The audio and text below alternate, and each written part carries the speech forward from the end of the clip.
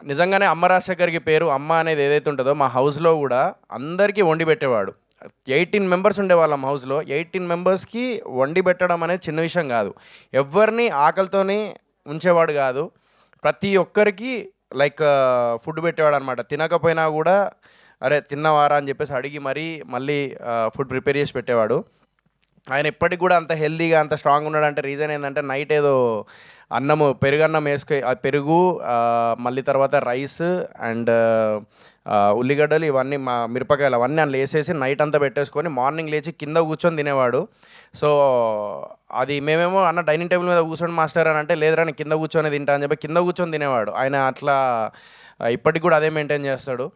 So, ఇదంతా పక్కన పెడితే సినిమా గురించి వచ్చేసరికి నేను మళ్ళీ 'అమ్మ రాజశేఖర్' అన్న అప్పుడు 'రణం' సినిమాలో అప్పుడు మనం ఎట్లా చూసినామో మళ్ళీ కమ్‌బ్యాక్ లాగా ఈ 'తల' అనే సినిమాతోని కమ్‌బ్యాక్ లాగా అనిపించింది ట్రైలర్ చూడంగానే.